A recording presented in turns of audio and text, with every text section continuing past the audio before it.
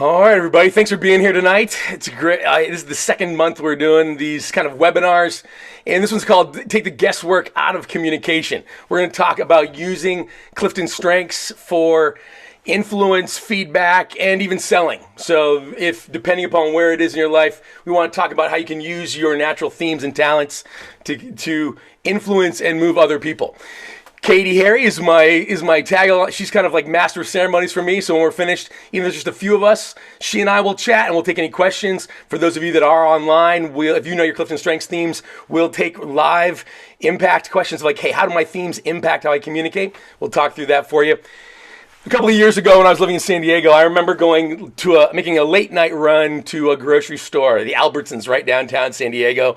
And it was pretty empty that night. And I will go with my list and then just kind of work the aisles. And I'm going up and down the aisles and just trying to, just kind of killing time late at night. And and I suddenly started hearing from like the frozen food aisle voices that were getting louder and louder. It was a raised voice kind of a setting. And I was like, what are they talking about? There's no one else in the store. And I could hear the frozen foods guy talking to this other person. And I kept hearing chicken. He's like, yes, chicken. And then I'd hear, well, just chicken. And he would say, yes, chicken. And finally, the frozen food guy's getting angry. And he's like, just chicken. And as I'm walking by, I realized that he's talking to this man who I now know was actually, he was an immigrant. He was a refugee from Iraq. He'd been resettled in San Diego. And he was saying over and over again, just chicken, just chicken. And the frozen food guy was getting more and more frustrated to the point where he was nearly yelling. And I have command and communication, and I kind of stepped in real quick, and it suddenly occurred to me what exactly he was asking. He said, just chicken. He was asking something very specific. And I looked at him, and I said, sir, my friend, I looked at the package, and I pointed, and I said, yes, it is halal, and it's just chicken. And this wave of like, whoosh, relief crossed over him. In that moment, because he was Muslim, and as you may or may not know, eating halal is a way that you butcher meat in order to meet dietary restrictions for cleanliness and all these other things. And so they're very particular about making sure that the meat has not been processed. He was new to town, and he had the words of English for just and chicken, and that was it. But I remember he hugged me. He was so excited to have somebody understand not only what he was saying, but what he was really saying, which was, is this halal? And he hugged me. He was so excited. And he kind of walked off. And I remember walking home that night, thinking to myself, how strange it was. How excited this man was because I could tell him this is just chicken. Now, this isn't a story about me being a hero. I happen to work a lot in Islamic republics, and I'm going to talk about that a little bit later. And so I kind of understood what he was asking. But I think about this man who was suddenly just so excited at being understood. He was so excited at somebody understanding him. And in that moment, they were both speaking words in English. Chicken, just chicken.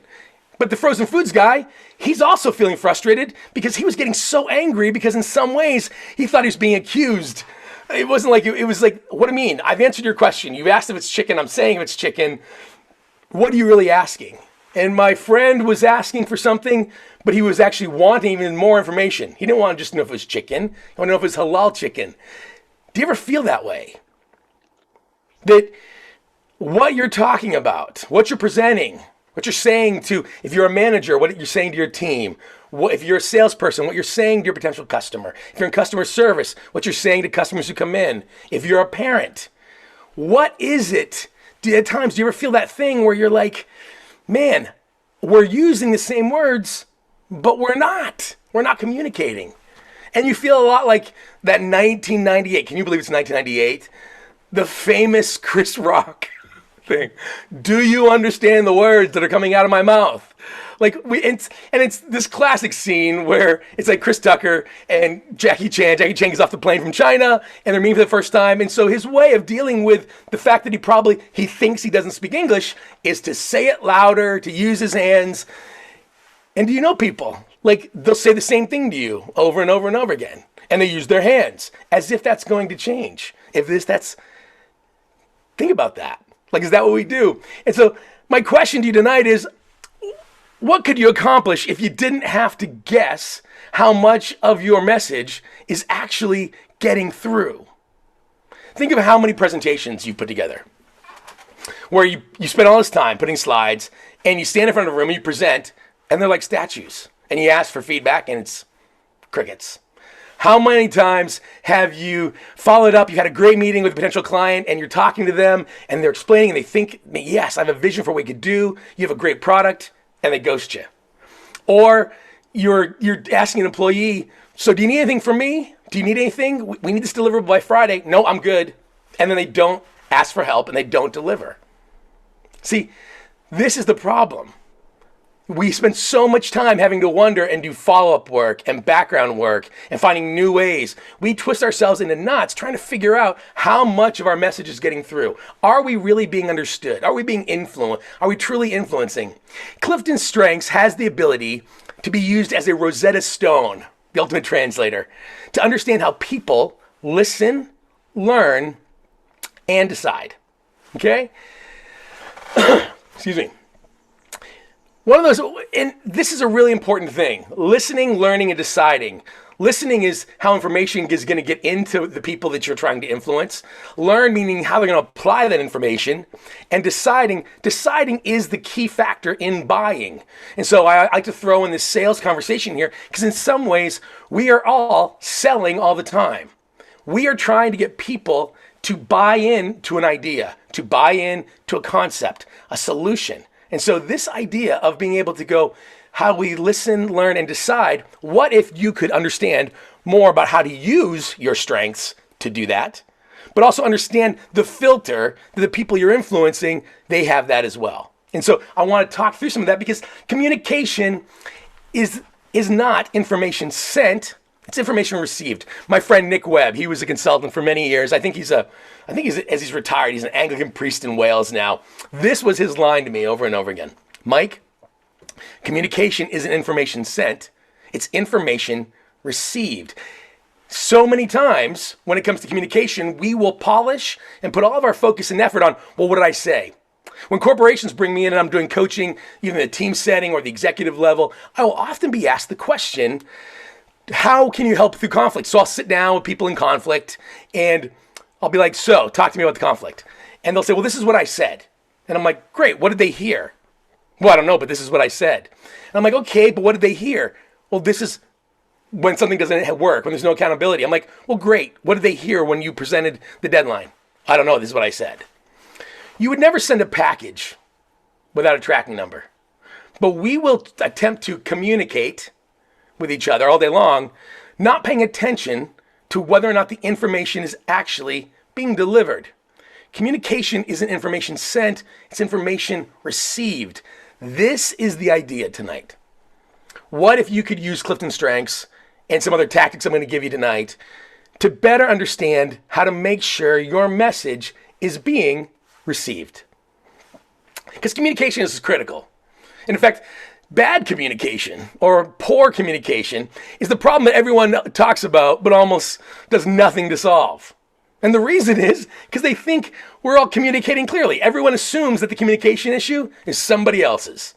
It's someone else's responsibility. It's someone else's problem. And so they're communicating clearly. They're never the problem. But we rarely do anything about it. Part of what it takes to be coached by myself or coaches like Katie or Dana and others is to really understand how you communicate, which is a key function of your leadership, no matter what you're doing. How are you using your talents and what resources are you leaving on the table that you don't even know you could tap to actually be more influential in how you communicate, give feedback, and even sell? And let's be clear, poor communication is not just an annoyance. It's expensive.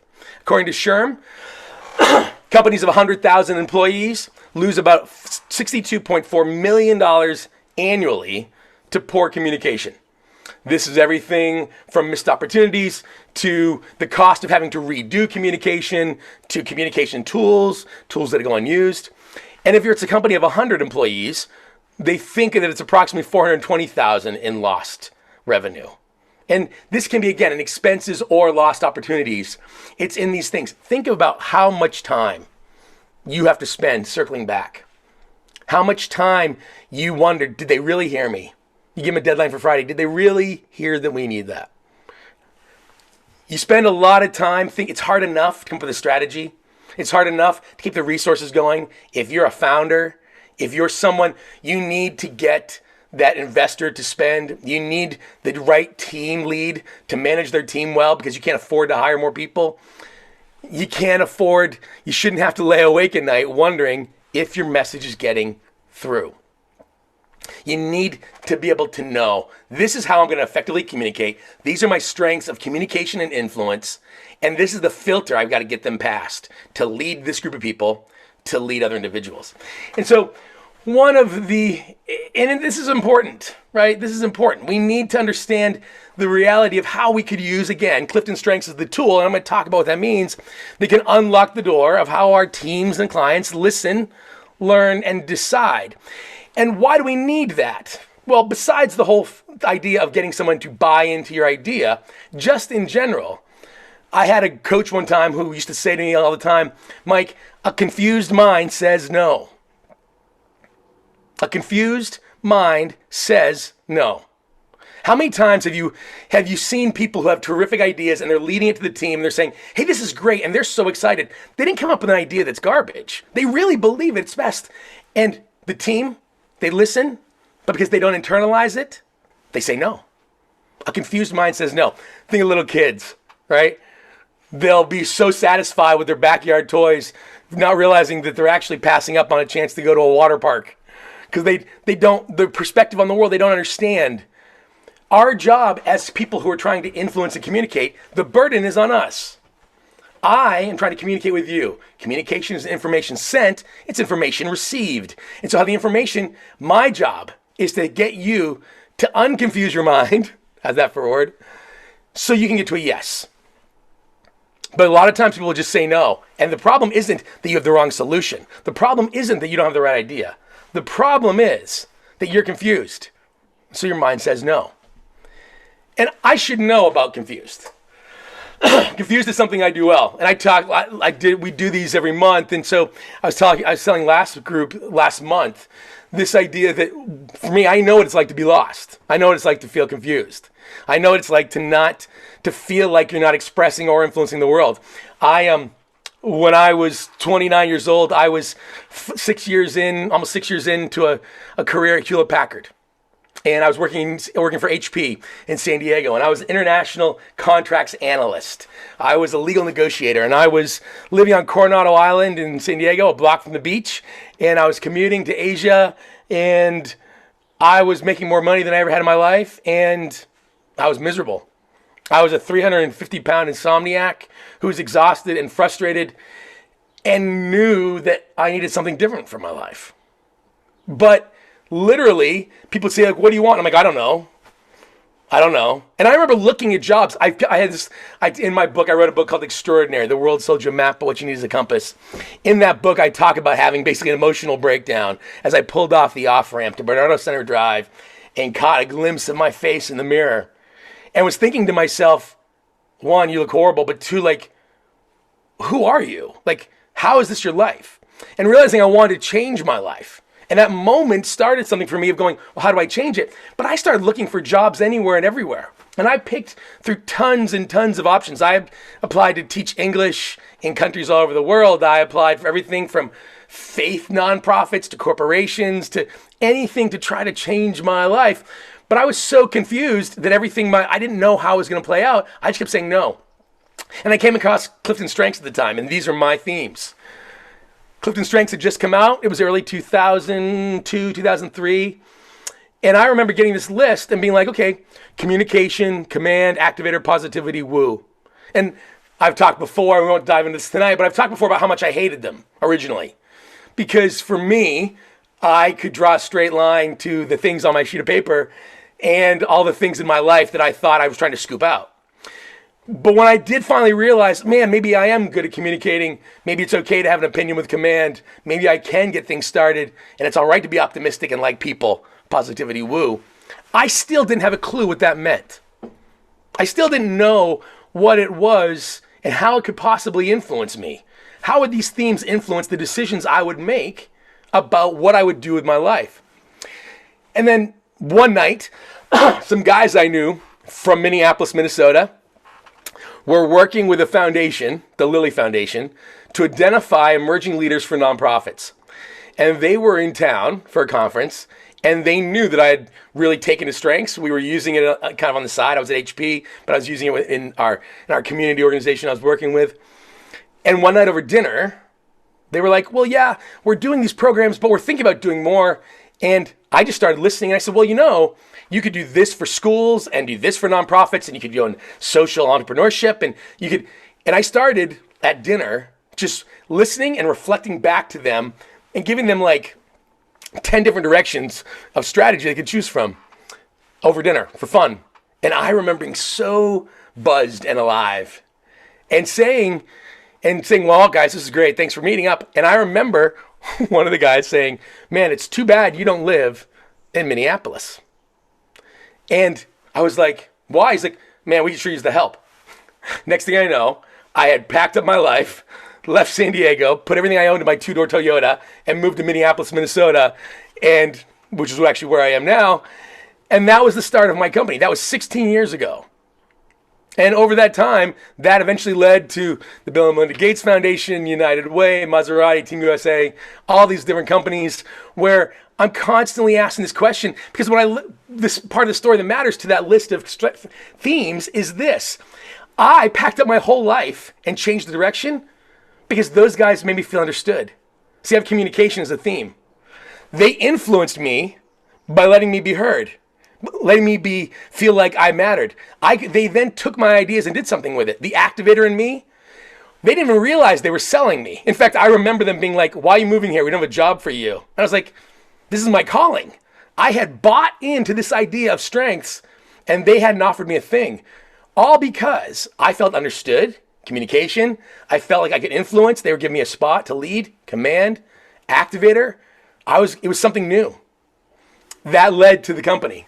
That has led to 16 years of coaching leaders all over the world on using Clifton's strengths in an effort to really understand not only how you communicate, but also how you lead. And just to kind of give a bigger frame of reference, then came the challenge of could this translate into understanding how we communicate and influence around the world?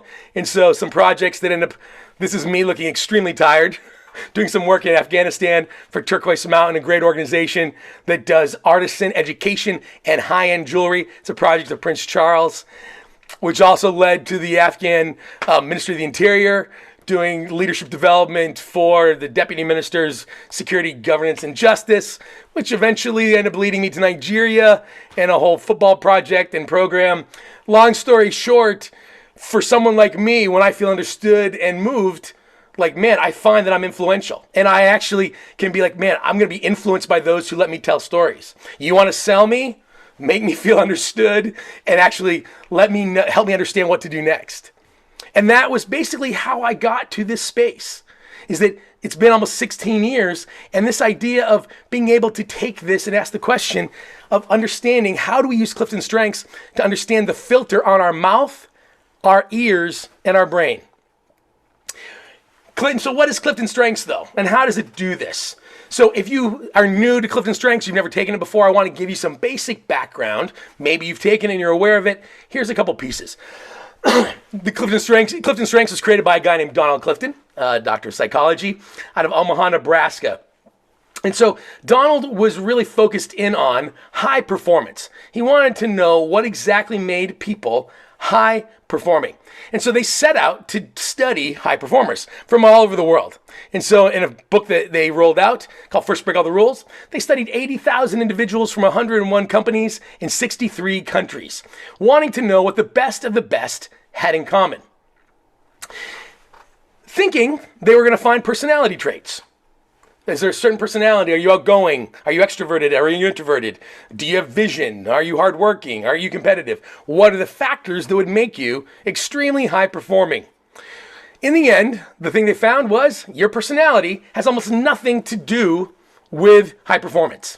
It's not about what your personality is. You could be different personality, different education, different ages, ethnicities. There was no commonality in any of the research, which is kind of a bummer when you're trying to figure out research projects that are tied around what makes you high performing. But they did find something else. They found this.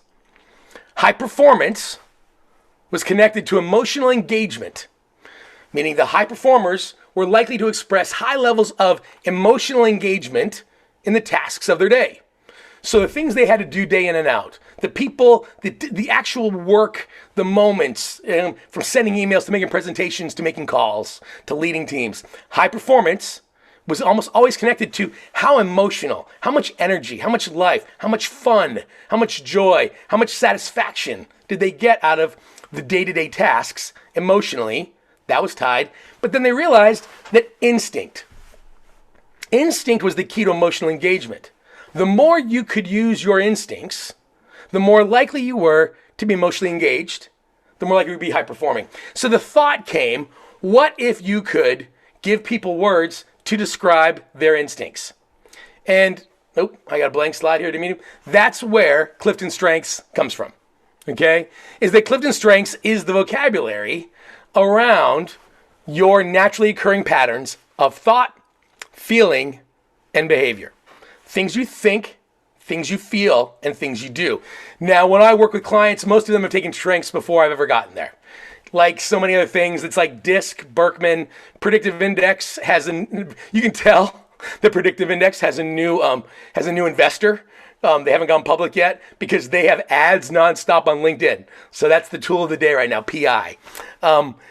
Whatever the tools are, there's all kinds of different ones in here, but Clifton Strengths is focused in on things you think, things you feel, and things you do. And so a lot of people will take these assessments and not know what to do with them. I can spend a lot of time talking about how you lead, but most will not recognize the value in understanding how it impacts how you communicate, which is a subcategory of leadership. And so we're targeting communication tonight. The Clifton Strengths assessment is comprised of 34 total themes. Okay, so when you take the assessment, you have a score for all 34. If you have a top 5 code, you're getting your top 5. But you actually, if you want to pay them extra money, you can unlock the whole list. Chances of you meeting the test is assessed for accuracy every, I think it's 7 years. And so 98.9% accurate the first time through. They talk about that's the most accurate set of results. They give you language to describe thoughts, feelings, and behavior. And the chances of you meeting someone with your themes in the same exact order is 1 in 33.4 million. Think of that the next time you look at somebody and say, I know just what you're thinking. So Clifton Strengths, this is a little background of the tool. It's meant to give you, there's 177 pairs. It's meant to get your brain to instinctively respond to express patterns of thought, feeling, and behavior. Now, when you cluster these small talents together, we call them themes. It's called strengths, because that's a much sexier name, but these are actually themes of talent. They're little bites of thought, feeling, and behavior. These instinctual patterns are happening whether you want them to or not. So understanding how to apply them ends up being key in influence. But because we don't have time to go through all 34, I want to be able to give you the next level framework that can help you understand how you're influencing and show you the filter. Our strengths themes, our Clifton Strengths themes, are a filter on our ears, our mouth, and our brain. So this is how we listen, how we express, how we decide, like I mentioned in the slides. They found that all 34 themes, they cluster into 4 domains. Okay? And so if you've taken Clifton Strengths, you can take a quick look here and see where yours show up. Get a little tea. What you'll find as you go through this is that they are grouped by statistic. It wasn't like Gallup decided this is how they group together. These were likely to occur together. People often ask the question, should they be spread across all 4? Should they be individual? It actually should be whatever it is you have. So for me, I have all influencing with 1 relating. You might be all strategic thinking. So the 4 domains, I want to give you a high level, and then I'm actually going to break out each one by one. And for those of you who want this, just so you know, I will gladly share the slide deck when I'm done. I got no problem. Gallup's information, I've just put into a deck some of this. Happy to share this with you. But the 4 domains are executing, influencing, relating, Strategic thinking. Executing as a domain, as a group. People with executing themes.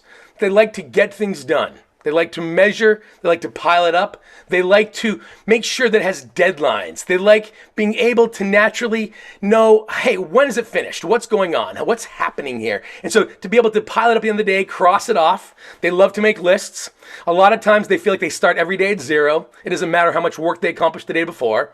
They listen to people and think, oh, it's going to take longer than you think it is. Executing likes to measure, they like to accomplish, and they like to get things done. So think of that as a filter on people's ears. When you're talking to them, they're listening for, if they have executing themes, they're going, I wonder how much work it's going to take. When do they need this done by? What favor are they asking me for? Man, I've got so much more to do. It's a filter on their ears. So while you're saying all these nice words and you're flattering them and telling them, they're listening for, oh, he said Tuesday. Oh, she said by this. They're listening for executing cues. Once they hear it, the information goes in their head. But they're filtering everything else out. That's why when they express, they will often talk in terms of timelines. If you have executing themes, have you ever had someone that's describing their emotional moment in their morning and you're thinking to yourself, I wish they would tell me what it is they want from me right now. What do they want me to do about this? That's because your brain is looking to decide based on action you're executing. So 4 domains. First domain is executing. Accomplishment, measurement, work. Second domain is influencing. Influencing themes are the rarest themes in the world. People with influencing themes, they want to, these people who are often in sales, they want to influence you. They want to move you. They want to take you from someplace to somewhere else. So they naturally sell, okay? They're naturally selling and moving and kind of pushing the boundaries always. And so for them, they're thinking about the future. They're thinking about momentum. They want to help if they believe there's long-term possibilities. And so they get very excited about standards. They're all about motivation. They'll pitch the future. They don't necessarily like to look back. Totally depends upon their themes though. But influencing themes, it's a filter. You can hear in what they say. Their language is often focused on creating motion and momentum. Executing, measurement, pile it up at the end of the day, get it done. Influencing, they're listening for, well, who's the best in the room? Who's important? Who's significant? What's the legacy of something? That's influencing. Excuse me. Next one is going to be relating. Now, people with relating themes, they are glue and grease. They help things to hold together, and they help things work smoothly together. These are the people that when they're in the office or when they're around, hopefully people are getting safer and back to offices, they're the person that just being able to have them working that day, they actually get along. I do a lot of work for the U.S. Olympic Committee, and I work with teams, and so I'm doing work with USA Triathlon, and they all laugh because they know there's a group called the Podium Project. It's an 8-year project to put people back on the podium in LA, in the LA Games. They know who on the team is the glue and the grease. There's one guy named Giovanni. When he's there, everybody gets along better. Like there's that one person. They're the friends of everybody. They're the center spoke. Relating themes, they bring humanity. They understand feelings. They're very intentional and intelligent, understanding how to hold things together. Now, here's the challenge, though. Think about glue and grease. Glue and grease are at their best when they're in the seams, right? If you're gluing a bookshelf together with wood glue, you don't want to see the glue. You know what's there. And grease, you don't actually see inside the joint of your car and the bearings. You just hope it's there. Most people, unfortunately, don't know it's missing until things fall apart. And see, that's the big challenge, ultimately, is this idea of how exactly do we value something we can't always see, which is feelings and emotion. So, influence relating themes, you're glue and grease, you hold us together. You are listening for the humanity. You're listening for people. You want to know how my vacation was when I come back. You want to know how I feel about the thing. I may just want to give you the details and the data. You're like, but how do you feel about it? Your brain doesn't take in information that isn't attached to humanity as efficiently, at least. Again, it's a filter. Executing is about getting things done. Measurability, being able to pile it up. Influencing, it's about moving, selling, changing ideas, making sure you're doing things that will last, creating motion. relating, holding things together, being influencing, being glue and grease, also bringing the human perspective, the emotional and the humanity to any situation or project. And the last one is critical thinking, which strategic thinking is what they call it. I actually, if I had my way, I'd almost break it into two subcategories. Thinking themes are often critical or creative. And so if you look at this list, you've got some that are like analytical, context, intellection, strategic. Now, strategic can go both ways, but analytical, context, intellection. These are themes that are breaking ideas into their core for different reasons. They're taking big ideas, breaking them down. Taking the idea, breaking it down. But then there's other themes in this domain that take an idea and they multiply it. Learners will take an idea and go to work and do something with it. Ideation takes one idea, spins it into a constellation of others. Futuristic takes a present idea, spins it into the future. Context goes in the past. So when it comes to strategic thinking, one of the key elements is time. It actually requires time to think. Thinking is a process. Often people with influencing themes are trying to move and push and get things in the moment. Thinkers are going to want to spend time. They're going to want to be intentional. They're going to want to research. And in fact, I talk about the filter on their mouth. Well, strategic thinking, they almost have a lockbox on their mouth because they actually don't express unless absolutely needed or being asked to. Now, usually, especially with critical themes, if you have strategic ideation learner, you may find to express more and faster. But for the critical thinking, you're more likely to be pausing. You're more likely to engage completely differently. And so, wanting to actually kind of proofread these kind of pieces together. And so, when it comes to these domains, executing, measurement, getting things done, influencing, being able to understand how to make things move, how to kind of move people on to the new idea. Relating is going to be glue and grease, holding things together. Strategic thinking is going to be critical and creative. So what I want to do right now is this is the critical information. Think of it. When it comes, a confused mind says no, right? When it comes to communication, is information sent, not information, is information received, not information sent. We need to think through the filter that I need to get my data through. The filter that you need to get your data through if the person has this. Also, you need to know your own filter.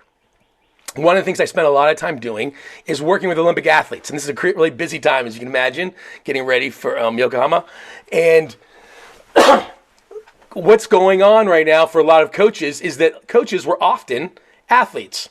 And so they eventually, over time, they age out, they're very committed to the sport, and they end up being coaches in a specific sport. And so they understand performance and they understand mechanics because they were often athletes. But what I'm finding is that Olympic coaches will struggle at times to make the shift from understanding their job is no longer to simply understand performance, to solve the problem of performance. Their job is to understand the problem of performance and the problem of the athlete, meaning why the athlete did or didn't do the performance. When it's themselves, they just have to solve the problem of performance. Well, they often will think, well, this is what worked for me. So they will offer to the people the tactics that work for them. And so a lot of the work they talk about is, yeah, Mike, the mindset shift from just because it worked for me doesn't work for them. It's the same thing for us. We will think often about how we will just do what we do naturally with no thought of the filter that we are using to express. No thought of the filter of how it's coming out. And so being able to kind of go there and say, what exactly is the filter of that? So what I'm going to do is I took 4 domains and I did the same bucket for all 4. I want to give you what are people listening for? What do they express or ask for? And when they buy, what are they buying? Sound good? We'll walk through each one of these, kind of pull some of these pieces together, and then we'll have a chat. We'll talk about your profiles. But so for the first one here, executing. So when people with executing themes are listening, they are listening for deadlines, timelines, and actions. when you are, imagine you're getting an email. If you have executing themes, do you want the hi, how are you, nice to meet you, it's great, or are you skimming that for bullet points? Are you looking for, wait, how does this apply? Do they understand how much work? So there's a filter on their ears. So if you want to get their attention, you need to focus in on talking to them about you understand how much work it takes to do something. Talk to them about the timelines. Show the awareness of it, even if it's not natural for you. This is kind of crazy, but I had a client. Years ago, who was a major nonprofit, really big, who asked me to. I was a coach for their staff, and I was asked to sit in on a fundraising campaign was getting ready to kick off, and it's an annual fundraising campaign, and it was being asked to kick off it was a big kickoff meeting with a bunch of donors, but specifically the chair of this campaign was the CEO of, at the time, he was the CEO of Ferrari. He's not alive anymore, but the CEO of Ferrari and bigwigs, okay? And this guy, the CEO, was very committed to the cause of this nonprofit. And as a coaching consultant, they were like, listen, we need to communicate clearly, not only about the importance of this campaign, but Mike, we need to actually get an extra, I won't even say how much money, out of this. Can you come to the meeting and sit and listen and help us figure out how to get this person, figure out what their objections would be to make sure that we're communicating well with them as to why we needed this extra sum of money to be raised through donations. Got there, listened to the meeting, and they all thought I was a donor. I was just tagging along. I was invisible. And then I was like, okay, well, as I'm listening and I'm kind of walking in meetings, I realized that it wasn't the CEO who was going to be running the campaign. He was the face and the chair and the passion. It was actually his number two. And so they're like, well, we know who the CEO is. We don't know him as much. And I said, okay, real quick, tell me, what were the conversations all about? When you were in the car from the airport to the venue, they were in a limo together. I said, what did he talk about? He talked about all of his deadlines. He talked about his kids' games.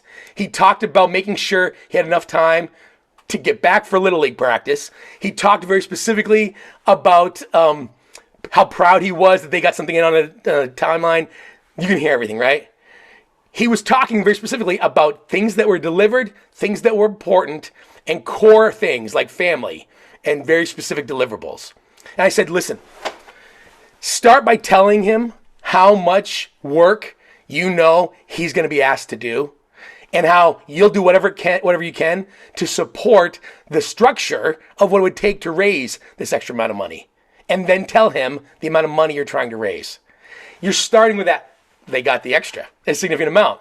So it was a matter of, instead of them going, well, here's the amount of money we need, here's the pitch, it was, we know already how much you're doing. We know already all these deliverables you hit for us. And then we're going to help you in the deliverable. When executing, they express decisions, measures, results, things they feel like are very solid, especially if they have belief. When it comes to buying, they're buying results. If they don't want to buy your program, they don't want to buy these ideas and warm fuzzies. They're not buying marketability. They're buying things that help them get things done. They buy things that will aid their autonomy. Executing things hate being micromanaged. And they're buying measurability. It's got to be able to be piled up because that's proof to them. If you have executing themes, do these sound like you? And to your question, yes, by the way, I am going to share these slides. So for those of you, if you shoot me an email, I'll happy to share the slides with you so you can have these when we're done. Because these actually don't exist anywhere. I created them just for today. Second, influencing themes. Now, people with influencing themes, they are listening for something very different, actually. When it comes to them, they're listening for impact, future, significance. They really want to understand, what's the long term? Like, how are we going to move this? Like, what exactly is it? Like, is this going to matter? Is it going to really be valuable? Will the world think? Will we win recognized trophies? And so they're naturally thinking of the impact, the future, the significance. And so what's funny is, If you have people in your life who have significance themes, and one of the things they do, the good news is they're all about legacy. The bad news is they're often about their legacy. So we need to be healthy in this. And so they're often on their own track. Self-assurance, significance, command, things I have. I understand this. I tell people, you should assume that I don't pick up, actually I do a little bit more because I have positivity and other themes. But if you have those themes, you can at times be almost colorblind to other people and other ideas. Now, if you're working, especially with people who have relational themes, they live in a constant awareness of each other. So putting something near somebody, like, oh, that's an idea, that's interesting, I'll pick it up. Influencing themes don't function that way. For them, they're listening for, where's my legacy? Where's my future? So if you want to get them on board with your idea, use the following phrase. Remember how you said you wanted, ... Anything you're saying there, remember how you said you wanted, that's the phrase. And then fill it in. Because suddenly I'm going, oh, your idea is connected to my idea. It's going to help me achieve it. Now, it makes it sound like influencing themes are all selfish. They're not, actually. In fact, they love being helpers. And so when they express, they want to say, well, what are your expectations? Like, what do you really want out of this? They always push standards. When they express, they push for more. They motion momentum. Come on, we can do this. Let's go. And also understanding. They like to map it out. Let's tell the story. Once upon a time, there was a small team that believed in doing good, and they overcame obstacles and got big development money, and they found a product that solved greenhouse gases, and we all lived happily ever after. There's a narrative to them, and they believe that story matters. You're going to find that a lot. So at times, if you're trying to get them on board, and you want to say, well, this is a great idea, it's going to work. Work for what? If you want to get influencing themes moving, or you want them as part of your team, understand how they understand the story. When they select your product or your program, they are buying legacy. Will it help them make a lasting impact? Accomplishment, meaning not just finish. They don't want lack of failure. They want success. Recognition. Is it something that others will say, that is a good result? There's an external view of things. People with influencing themes, especially if they're really strong, they believe someday there'll be parades in their honor where children will dance around their statue with ribbons and throw flowers. When used properly, that can change the world because it mobilizes people for the right cause. Executing, it's about measurability, getting things done. They buy results. They like to work autonomously. They like things that are measured. Influencing, they're going for legacy, accomplishment, and stories they understand. Relating. Now, people with relating themes, they're listening for emotion. They're listening for people. They're listening for awareness. When you talk, just so you know, if you ignore and run over people, don't ask opinion, don't value how tired your team is, what the emotional state is of your team, they are very aware of that. And you start to get an understanding about how to actually show that you're listening. Because if they think you're not listening, that's a big deal. In fact, there's a great book called Strengths-Based Selling. And I'm going to give one little slide about it. But there's a great book called Strengths-Based Selling that Gallup did research specifically around sales. And one of the things they talked about was that they found in some of the highest performing salespeople, there were a combination of different themes. And one of them ends up being a really strong anchor in relating. Why? Because people who sell well are people who truly understand the client's problem and make the client feel understood. Like that's a key element. You have to have other stuff as well, but there's something about the relational themes. Now, people with empathy, they actually would be like, oh, I hate to sell. Oh, I feel bad. I don't have to ask for money. That's totally true. Some of you may not. So it totally depends on your theme mix. But naturally relating, you're listening for emotion, people, awareness. When they express, they feelings, understanding, uniqueness. Ultimately, when it comes, I think I talked about this in our last webinar, when it comes to task lists, people who have a lot of relational themes. One of my colleagues, Angela Robles, Angela and I, we're on a project right now working with the Baltimore Orioles, and Angela, I don't know how she does this, but she'll take all of our sessions, transcribe them, and turn them into these documents, and she's all relational themes. And I was like, how do you get so much executing done when you were like positivity and all those other things and connectedness? She's like, I put a person's face in my phone on my task list for my calendar. Because seeing a human being impacted by the deadline that represents suddenly makes the work matter. If it's work that isn't. So they are expressing feelings. They're expressing people being unique, that not everyone's the same. When it comes to things they buy, they'll buy your idea if you express it in community. They're going to buy your idea if you allow expression. And here's something interesting. They buy ideas that create relational safety. A buzzword right now is psychological safety. Relating themes, if you can offer them solutions and opportunities for psychological safety, they're likely to buy into that. Okay? That's relating. And then with the last one, and kind of bring it back for some questions. Last one is strategic thinking. People with strategic thinking themes are looking for data, sources, and core concepts. And so when I'm talking, for example, in a room, I'll be talking about Gallup and all, like 98.9% accurate is something I said on a slide. If you have analytical as a strengths theme, one of your core ideas is who says? Where did 98.9% come from? So I will often have to give the sources of the data. Analytical wants to know where the data comes from. A number of years ago, I was working with a professional football team, and it was during draft season. So the team at the time, the front office is working to figure out who they're going to draft. And this particular NFL team had kind of a rough season, to the point where the owners, it's owned by a very old family. One of the players very famously showed bad behavior a couple different times. Throughout the whole previous season, there were stories of how this player was taking cheap shots and was just very caustic. And so my client, who was the president and CEO of the team, there's also a GM, a general manager, who runs the team, okay? So when it comes to picking the next draft class of players, they would have to meet together to decide who we're going to invest in, who we're going to recruit, who we're going to offer contracts to. The president had gotten a phone call from the family, and Mrs. blah, blah, blah, called and said, listen, this team represents me and our family name, so just so you know, I can't have any of what I had in the locker room ever again. We don't want the news to be our performance, not our bad behavior. Yes, ma'am, absolutely. So my client is going through, and we were having this conversation.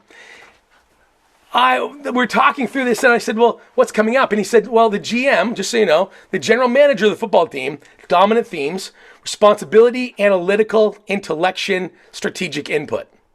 So for him, players are stat sheets. All he wanted, he would just look through players. He knew what he wanted in certain statistics in every position. And if he saw players that had it, he'd consider them. If he saw ones that didn't, he wouldn't. And so my client would also be looking through, but he's looking for quality players, but he's also looking for locker room leadership. And so he'd send down hey, well, man, we got to really look at these 2 or 3 people. Man, they're really well loved. They pull the team together. There's a lot of good influence here because he's doing what's been asked. What's the GM do? Yeah, great. And every time a name would come up, it would get tossed out because he would discard them out of hand without even looking at the stats, because the GM's only opinion was he was listening for data, sources, specifics. Okay? So ultimately, I said to my client, don't ever say good leadership to him again. Don't ever say good leadership to him ever again. Just say, you know what? Here's all the stats. Pick the best leaders you can find, and then pull all their stats and just bombard him with statistics. Don't tell him why you think they're good. Tell him, speak his language, speak statistics to him. And that became the way they had to engage during draft season. He still got what he wanted. He was able to get better leadership, but he kept saying, this is why. That didn't matter. My general manager's strategic thinking was going, where's the data? Where's the data? So when they express, just so you know, strategic thinkers rarely express, okay? Thinking and speaking have nothing to do with each other. So if they are actually going to talk, they don't talk much. And if they do, it's very intentional. They're also expressing what they've decided, not what they're deciding. If strategic thinking tells you something they're processing, it's not an invitation to participate.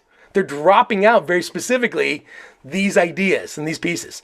And so lastly, they're going to start with facts. Well, you haven't given me good data yet. Well, where's the research? These are the pieces. When they buy things well researched. When they buy, they're slow and deliberative. They will default to picking plans that actually they feel like are well planned. If it feels haphazard, if it feels unintentional, not really interested. Influencing, let me go back real quick just to show you these. Influencing, executing, they're going to be all about action, measurability. They're buying results. Influencing, they're going for expectations, momentum, selling, and legacy. When it comes to relating, they're going for understanding, community, expression, and safety. Strategic thinking, data, research, facts. What if you don't know the strengths, themes of your team? What I love to do when I'm working with clients is, this is what we do when it comes to leadership, is if you're leading a team, this is why we want to know your themes. Because I can then work with you to say, well, let's talk about how you're communicating. Here's the filter. That's the best case scenario. And man, I would say we can nuke a team, meaning take them from like basic to like rolling. We almost can take like 12 months off the development cycle because you jumpstart communication, cohesion, and confidence. But if you don't know that, what if you're in sales? What if you're trying to influence people? You can take the domains and reverse engineer it for topic and tone. I'll tell clients all the time, give me 3 communications from a client. And they'll be like, well, mostly it's email, Slack, text, and maybe 1 phone call. I'm like, okay, I want you to give me 3 patterns, okay, around these pieces. Give me 3 patterns. What are the topics usually about? Do they ask about your vacation? Do they ask about how quick something's going? Do they ask about your stats sheet and your metrics? What do they ask about? And how do they engage? What you want to do then is not think about how you would express, but think, does my communication back to them match? My communication back to them match. Am I giving them the whole story and they don't want it? They send bullets? Am I writing emails when they text? You want to match their filter because just so you know, how they're expressing is also how they're listening. To get past that, you actually, here's the key piece. If you want to be great at communicating, listen. If you would just consider, who am I communicating with? Who am I communicating with? That's key. Listen and basically mirror it back the same way. And so you've got to know what is the areas that you're going to be bulletproof on. So let's imagine you're influencing. Some of you are going to have different influencing abilities.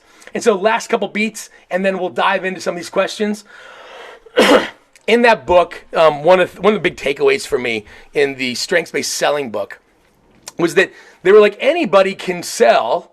Some sell better than others, but anybody can sell. And so the first piece is you've got to know how you sell best. If you're selling, and again, maybe you're leading a team and you're thinking about that instead of sales. When it comes to, you need to know your strengths, meaning you need to know your communication filter. And so you need to understand that. So if you are dominant in 1 or 2 domains, strategic thinking and executing, you'll be at your best in making, in keeping the promises to the client. And so you can sell that. If that's your hook to differentiate yourself in a marketplace, you'll be bulletproof every single time you get asked about deliverables and problem solving. Just so you know, an interview is you selling. So if you're thinking about changing jobs, interviewing for new careers, trying to change levels at your company, I would say look at your domains and work your resume and your comments in your interview to get them to ask about things that fall into those domains. Because when you extrapolate and kind of elaborate on that, you're going to be bulletproof. You're going to be really able to engage. You need to know your strengths. But here's the other thing. If you're talking about sales and or leadership and management, you need to know what system you need. What system do you need? So for example, I am almost all influencing themes. So I'm really good live. I'm good in person. I'm able to kind of engage. I can win people over, not afraid in some of those other pieces. What actually happens for me though is I need follow-up systems. So I need tracking systems that'll remind me and keep me on track because I will get distracted. My activator, when it comes to everything from follow up and capture, the minute a moment is passed, if you're influencing, moments behind you are behind you. So you don't document, you don't capture. If you are more thinking, you need to make sure you're having notes and systems to organize, and you need a lead system. If you're going to try to influence, what kind of system? When it comes to management, you need a system too. If you are executing, for example, in that domain, you need to be doing one-on-ones with your team. One-on-ones has to be on your to-do list. One-on-one has to be on your to-do list. Checklists, organized, CRMs, project management software like Asana. Know your strengths. Know how your strengths impact the system you need to do that. Last one is know how you expand. Now, which in sales is expanding and gaining new clients. In leadership, it's actually growing your staff. Know how you grow is kind of this thing. Some are hunters, some are farmers. You need to be in a place that wants the type of growth you do. If you're a hunter, you're going to go out, be self-directed, self-guided, go find something, overcome an obstacle, bring the kill back so we can all eat. If you're a farmer, you're going to be more methodical, more intentional, and more patient, more long-term growing. Do you know which you are? Because if you're in an environment that wants a hunter, but you're actually a grower, you may feel like, man, I'm not being great at sales, but actually you're just in a wrong fit. And so you don't have to become something different. You've got to figure out, can I grow things quicker? If that's what the case. Or, you know what? I can't afford to have hunters. I need to be able to grow my own talent and ability. Know your strengths. Know your system. Know how you grow. What could you accomplish if you didn't have to guess how much of your message is getting through? Clifton Strengths can take out the guesswork of how your team listens, learns, and decides. I always say, are you ready to stop guessing? I like the thought of having more specific details and data. And so if you want to talk about specifically your communication strengths, I'm always like, shoot me an email or reach out through LinkedIn, and I'll do a virtual cup of coffee. We'll check in, spend 20, 30 minutes just hearing. It's like a no pressure. It's not one of those things that I'm trying to sell stuff. I just like to offer up tools that people usually have already on their hands. Thanks so much for being here, you guys. This is kind of fun. I'm going to stop this, share, and Katie, we've got a few questions. We're a small crew, but I kind of like that because we can kind of go different ways. What are we hearing out there? Yeah, there's some good stuff. I'll shoot you the first question that came in a little bit ago when you were talking about domains. This is from Ala Lagata, and if I butchered that, we can call him Ala. Thanks, Ala. Talking about looking to hire leaders and thinking about those domains, influencing, right? That's always seen as a sign of favor and strength. Yeah. How do companies and cultures use strengths to not just be one-sided and in looking at those influencing strengths, or how could that be an advantage, disadvantage? So and what's interesting is that Gallup did a lot of research around this idea of when we say hiring leaders, it's really important to know what it is you're hiring for. And so Gallup actually in their book, It's the Manager, they talk a lot about corporations make a huge mistake when it comes to actually hiring leaders. They don't do this very well because they're not clear about what it is they actually need. And so what you need to be a visionary is not necessarily what you need in order to lead other people. And so 9 times out of 10, Gallup actually they have data with regards to productivity, profitability, customer service, and turnover. So business metrics, they will assess teams and then assess the leaders and compare profiles. They ran a survey where they gave 2 profiles to a group of companies and said, pick one. If you could hire one leader, which one would you pick? 9 times out of 10, they picked the profile not of the most successful leaders, because we typically will go for the influencing visionary. We go for what is expressive, not for what actually leads people. And so leadership of people is about spotting strengths, being able to focus people on business results, and then being consistent in accountability of saying, are you growing and getting to use your strengths and yet delivering business outcomes? And so It's about leaders. So depending upon your environment, if you're in a founder startup mode, you have a lot of different components. So one of my clients, they are a tech startup. And so in the early days, all they needed was engineers. They hired engineers like mad, tons and tons and tons of Relator Analytical. But as soon as they ramped up and they went from 25 to 50 people, they suddenly needed team leaders. And they were like, okay, we have to make some of these engineers team leaders. Well, these people weren't really interested in leading teams. They're interested in solving coding problems. So now they have a different challenge. Know what exactly you're solving for. What do you need when it comes to a leader? Do you need strategy? Do you need leadership? Do you need culture? And then consider who will see the strengths of the people, focus in on business outcomes, and make it their job to remove the roadblock between their people and the work they're doing. Is that good? How's that? Does that kind of land? I always think it does. Kind of around, and you made see something that you were just touching on, but maybe even keep going with it. Yeah. Austin's talking about how he specifically is a manager of 30 people. So wanting to know sort of how, what are some things to actually be able to make sure you're adding value to each person on the team. And that may be when you were really talking about, domains and touching all these different. Yeah. And is that Austin? That's Austin. Mm-hmm. Austin, what's your themes? Any chance you know what your top 5 are? You want to drop them into the chat?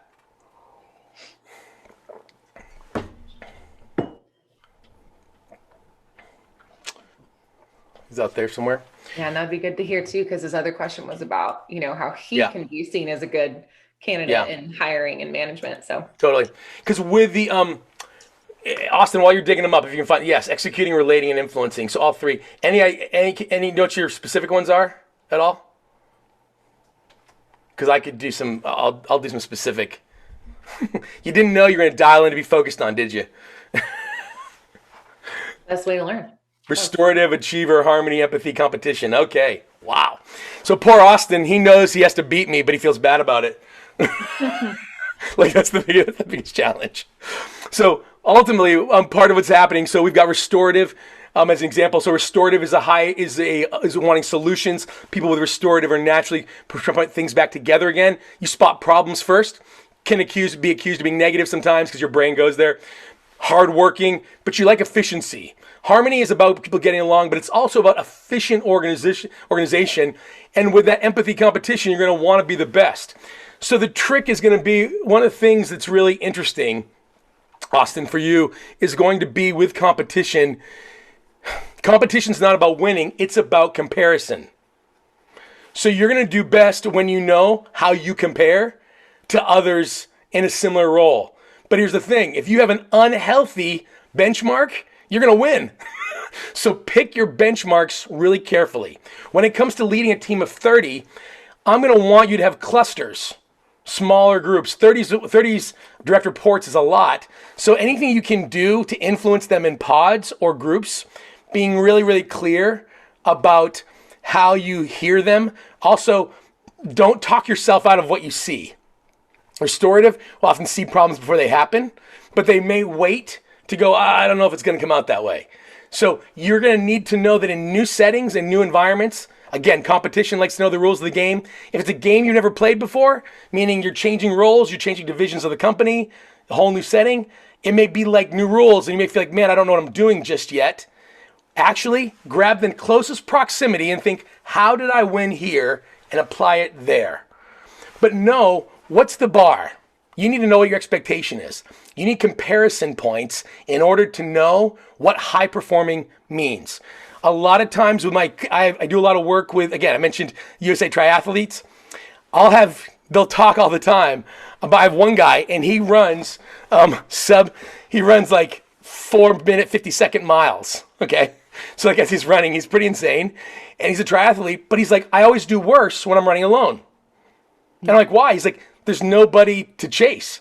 And he's running so much faster now than the rest of the team. We're having to find sprinters that will come in and run with him so he has a rabbit to chase, so to speak, and it pushes it. For you, Austin, who is it you're comparing yourself to? What's the bar of what good team leadership looks like? How are you deciding whether or not you're a good team leader? I would want to know the rules of that in my own head and talk to your coach about that. are those things I can actually achieve? And then how am I doing that while helping people be their best? So, thoughts there. Does that resonate at all, Austin, as you're out there? Dana hopefully is listening in and taking notes too. It's great. Hey, was there any other questions out there, Katie? Yeah, not that I saw specifically. Yeah. But there's just good questions even about, when you're looking at that domain, sort of how are you connecting with everyone, right? Who has all these different strengths, especially when you're someone like Austin who manages 30 people with different, combinations and themes. And so those are some good. Dana's taking lots of notes. Dana's, always. Dana's always got the notes. But it's, and what's interesting about the conversation around using Clifton's strengths for communication is that in some ways it's like talking about both sides of our mouth, right? One of the things we say a lot when we talk about strengths-based anything is you're trying to find ways to be more natural, to not think too much, to not overprocess. But what we're talking about right now is, okay, knowing this is how I think, but then pausing and going, it's not about what you do naturally when it comes to communication. It's about being aware of the other person and what they do naturally. And so it's like the next level. So a lot of people, this is why they don't get there. They're like, yay, look at me. I have strengths and I'm activator. I can run and go because strengths are great. But they don't stop and think, yes, but for Harmony, who needs intentionality, you look chaotic. For people in an election, you're not thinking. And so it's interesting. It's the next level of going, yes, be natural to know yourself and how you apply your strengths, but then listen for other strengths. Ooh. And listening to that other strength, that other awareness. So Dana, great question. What if you don't like someone on your team, one of the team members, and struggling to navigate that? It's usually just misunderstanding. Yeah, because which is actually great because I didn't mention this, but one of the things we talk a lot about in the staff workshop is this idea of we use other people. The reason why this is important, one of the key ideas is it's not about me. Is that there'll be times when you're communicating with somebody, and I don't know about you, but I'm often in meetings where when I was working at HP, if I present an idea, here's my idea. We look at the same data, same time. Katie comes to one conclusion, I come to another. My first thought is one of us is wrong and it's not me. My second thought is, man, Katie doesn't think I know my job. Katie is disagreeing with me because she thinks she knows better. She thinks she's so right. And now, because we will use other people's agreement with us as an endorsement on our value. If they agree with us and they decide the same thing, they sound like us, they pick like us, they act like us, surely they approve of us. When you have a different way of behaving and operate differently and communicate differently, I will start to project motivation onto your expression. So for example, context. We'll often ask a million background questions. Okay, wait a minute. Why are we changing the cups in the coffee shop to this? Well, we're just changing them. We've updated them. Why does it matter? Well, because they want to map it out. Context always wants to know the background. But I will take it as, do you think I'm stupid? Like, do you think it wasn't a good decision? Are you questioning the vision and the strategy? Context is asking because they're asking. My mother, I love my mom. I always say, I made mom take strengths. I'm like, no more holidays till everybody takes the test. To this day, I can't go, I'm 46 years old. I can't go home for the holidays without her reminding me how cold it is and whether or not I need a hat when I leave. Why? And for me, I'll react. What, Mom? Do you think I don't know if I'm wearing a hat without you? But for her, it has nothing to do with me. I'm responsible and would not be a good mother if I didn't express and give Michael all the tools to protect himself against frostbite. But what I feel is, I'm a little kid. Look at the response. So our communication will suddenly get stilted because I will project motive instead of realizing. So to Dana's question, there are so many times I've got to realize how exactly one, it's not about me most of the time. Two, what exactly is it they want? Why are they asking? So projecting motivation is one of our dangers. To Austin, and I think Austin had another question, did he? Yeah. if they didn't have the Clifton strengths, how are Yeah. you aware of that? Even more back to that topic and tone that you're talking about. But yeah. Yeah, because I think that's because I happen to catch it out of the corner of my eye. I was thinking like that's something that's really important. Is this idea of this is where the listening comes from. I'm like, I tell people, fine, your team hasn't taken strengths. Stop, get out a notebook, map them, write their name.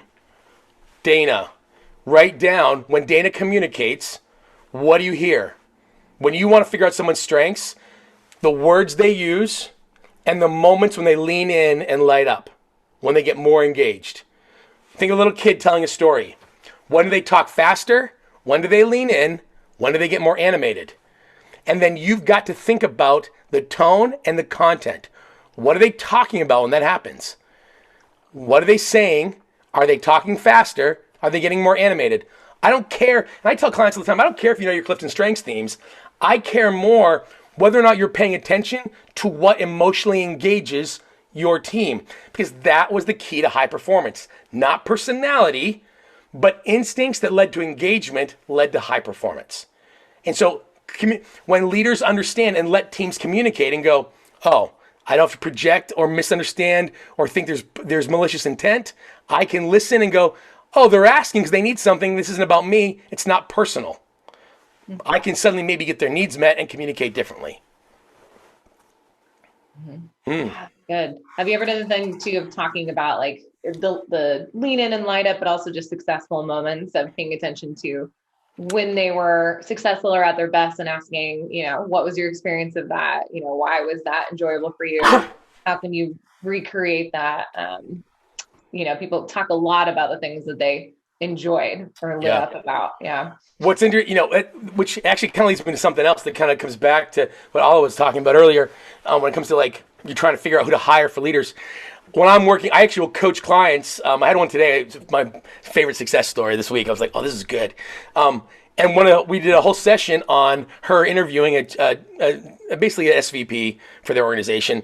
And so when it comes to, I teach my clients on asking and listening, basically in communication and interviewing, to get them to reveal their strengths and if they're a good fit. So for example, one of my clients is a public policy lobbying firm in DC.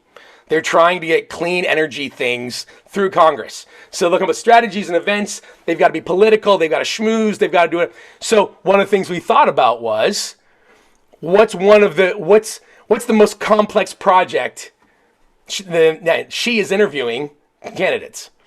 And so we're like, okay, let's come up with a scenario. And then we judge how they talk about it. So we came up with the scenario was complex projects. So her script was, tell me about the most complex project you've ever seen through to successful completion. And then stop talking. So Gallup in their book, First Break All the Rules, they're like, ask a question, first of all, clearly. Don't ask a fake scenario. What would you do in this situation? No. Tell me about the most complex project is our example. I use the words most. Okay? Most. You have to have a qualifier. Most, best, worst. The researchers found that when asked to express, generally, you kind of just stick in the middle. But when there's a qualifier of most, worst, best, whatever, your brain goes out to an extreme and then comes back. You get a more honest response. So the question was, name the most complex project you've ever had to manage. And then stop talking because, by the way, every additional word, they're not answering to the question, they're answering to you. So then we stop talking and then wait.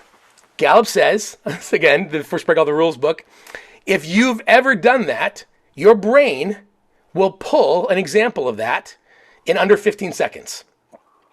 But if the applicant asks you to clarify what you mean by complex, what do you mean by whatever? So she asked the question, he spit it off. He had to get a very specific secretary through confirmation. That was the whole process, this person. And just spit it out and was excited. He was animated, telling it. And she was like, what made you so proud? Suddenly, he had to express, and he thinks he's just interviewing. She's listening for his strengths. Then she asks, and we do the same question over and over again, what were the keys to success? Constant communication with my leader. Keys to success. So she knows that for him, working for her, one of the things she wants is actual connection. If he had said total autonomy, where no one's asking me what I was doing, he would have experience and talent, but in a setting different than hers. The setting of constant contact with the boss meant that he'd done a thing that was complicated, and it stood out as complicated, and what made him successful was being in constant contact, and she knew she needed that. We'll create 2 or 3 scenarios like that, and then you can spot in the language of how they describe it, the words they use, what exactly is their strengths, and if they're going to be a good fit for your environment. Anything else out there? Yeah. So Dana's saying, hey, can you workshop Austin's again, but thinking about him as a listener. So how can he listen well when he doesn't know people's strengths? Yeah. Both in, positions below or laterally or above. Yeah. Looking again at his restorative, achiever, harmony, empathy, and communicate or competition. Okay. Listening well. Yeah. All right, so we've got restorative here. Restorative is the highest form of problem solving, meaning in solutions. People with restorative, the root word is restore. You want to take things that are all in pieces and put it back together again. But that means that things that catch your radar are often problems. Others, what's interesting is they will sometimes be confused as to why you're pointing out problems. They can think it's a critique of them, when actually it's not. So be aware that while your intent may not be to be negative, they may assume the problem being called out is negative. So you need to make sure that you're expressing your intent and being aware and saying, hey, did that come across? What's your impact like? Achiever, ultimately, achievers, when it comes to achieving, you like things that are measuring, and so you may even start in relating to your team. Did the work get done? I had someone today say, I work first, I relate second. They're like, I won't go to the bar with you and hang out until the work is finished. I want to get the work done. But you will naturally feel like people who understand the work, and when you know what the work is, you're going to be at your best. Your priority may be to start with, hey, here's the work. Harmony, though, it's about efficiently putting people together. What's the organized system? So you're going to be good at systems when you're clear on the deliverable. Empathy, being aware of it. At times you may feel like empathy is in your way because you're feeling the need to push, but also being really aware of people's feelings. Be aware, this is actually brilliant. This makes you incredibly influential if you cannot be driven too much by the problems you're solving. Your ability to know how does the team feel is a lot like knowing how much gas is in the engine, what's the gas temperature, what's the engine temperature. Most people will get focused in on, did I get work done, did I not? What's really interesting is every boat has a wake, and every wake has 2 sides. Our lives and our leadership is like the wake of a boat. There's what you accomplish on one side, and there are how people are impacted on the other. With empathy and harmony, Austin, you have real potential to not just solve and deliver exceptionally well, but to do it while people are excited and feel understood. There'll be times under pressure and stress you may default to your list and go, yeah, I don't want to think about the other. Just so you know, there's a huge piece in knowing, wait a minute, how can I connect, making sure people feel understood to get work done? And so kind of understand that. When it comes to communication, connect the work you're doing to the human beings you're serving. You want to rally your team, rally them to the cause of your customer. Rally them to the cause of the other teammates. Anything you can do to build community, hugely impactful if you can step into that. Don't know if that resonates or not, but off the top, that's we did a lot of these one-on-ones last time, so if that helps at all, Austin.